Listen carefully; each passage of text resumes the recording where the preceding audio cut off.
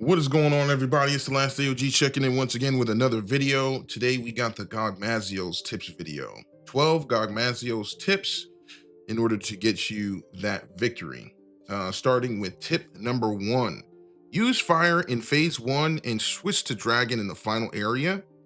Switching to fire and dragon back and forth in the first phase can be a little bit tedious and time consuming. I would say most people right now are you switching to dragon in the second phase, the final room, and then staying with fire in the first area. So don't bother switching weapons too much unless you have a specific team comp or something like that. Just go ahead and use your fire weapon until Gogmazios moves to the next area. Tip number 2. In phase 1, use fire slinger ammo to ignite the lava hotspots for free damage. As you can see in the shot, we were getting some free damage while the lava was spewing out from the ground. So be sure to try and take advantage of that. Also, there is a droppable boulder that is separate from the boulder we're going to talk about during the cannon phase or the cannon section on the ledge. Definitely try to get that in as well. Not necessarily required, but definitely nice to get that free damage. Tip number 3. When Gogmazios moves to the ledge, there are 3 rollable lava rocks that you can use for free damage as well and to soften him up. Definitely roll them into Gogmazios when he puts his right wing arm down.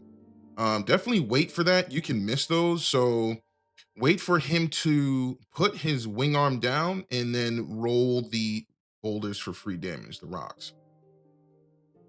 Tip number 4. There is a switch on the right side of the ledge when facing Gogmazios.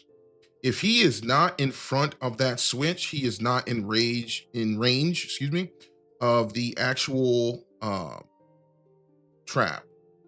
So there's like a smash wall that you can use to do damage to him and knock him down.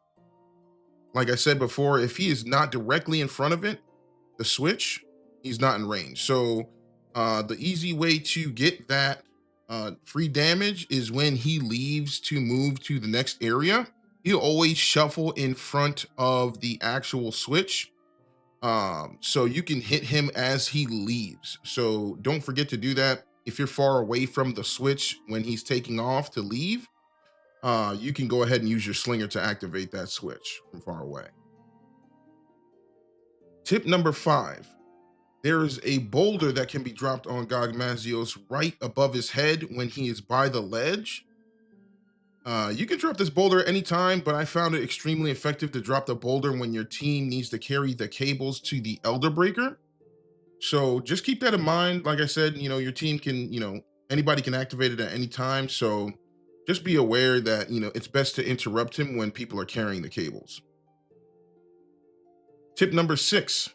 Outdoorsman works for carrying the cables to the Elder Breaker. This will allow you to move faster while carrying an object for transporting objects. So I use that decoration for the first part of the fight. Once that first part of the fight is over, I swap to a different set. So keep that in mind, especially for that last cable, the cable that's farthest away. If you actually grab that cable with the outdoorsman decoration, you can zoom past other people that and make it to the Elder Breaker with the farthest cable just as quickly as somebody with the nearest cable without the decoration. So keep that in mind when making your builds. Also, don't forget to make sure that the Elder Breaker is fully charged before shooting Gogmazios. You definitely want to make sure the angle and the charge are correct before letting Gogmazios have it. You can gimp your damage and extend that ledge section of the fight if you shoot him early. So definitely make sure to fully charge the weapon and shoot it at the right angle to make sure it connects. Tip number 7. When transitioning to the final phase, it can be dangerous with Gogmazios shooting lava everywhere. There is a ledge you can stand right at the start of the, entering the final arena. I definitely recommend going up there right at the start of the final phase to avoid any damage Gogmazios will be trying to inflict right at the start of the final phase. Tip number 8, aim for the purple mechanical devices stuck to Gogmazios for extra damage. Once you break those purple mechanical devices, you will get extra rewards for the hunt. So this is paramount for max rewards. Also, the slinger ammo is great for reaching those difficult to reach devices on his back and chest. So keep that in mind when using the slinger ammo as well. Tip number 9, get full damage by charging the slinger. Okay, the slinger is very strong in this fight. The special slinger ammo that you're able to get can be charged for extra damage, about 500 per tick if you hit a soft spot, and about 700 per shot if you hit a weak spot on a device. Keep that in mind because it also does dragon damage and will help move you towards getting your damage check, getting the damage check completed. Tip number 10, make sure to keep the pressure on with a dragon weapon and special slinger ammo to make the ultimate attack do less damage.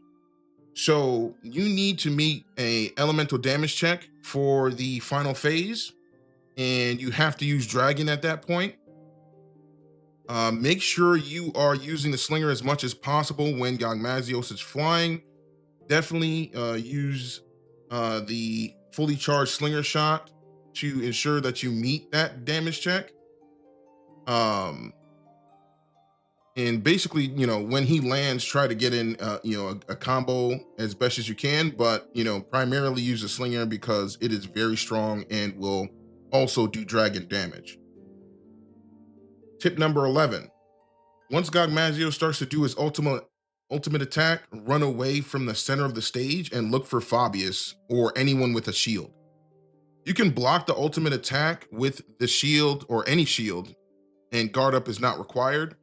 Do not be greedy with your combo when Gogmazios is charging up. There's a portion of the fight where Gogmazios will go to center stage and turn red. This is a huge opportunity to do lots of damage, but don't get greedy. Gogmazios will drop a lot of lava in the area right at center stage, so you don't want to get caught by those attacks. It'll one-shot you. So stay behind anybody with a shield, and keep track of Fabius if you want to use him as your shield. He can be, very finicky and run to the edge of the map. So be careful, and track his movements if you want to use his shield. And tip number 12 is the final tip. There are 2 boulder drops on either side of the final area. You can get Gogmazios over there by just standing beneath the rocks as a team and then swapping to the next side afterward.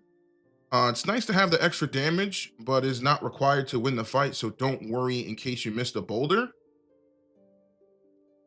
And just as an additional tip, you can go for the mount in this fight.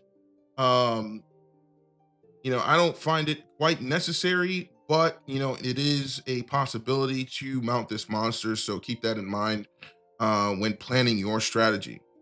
And if you made it this far in the video, thanks for watching. And I'll see you in the next one. Deuces.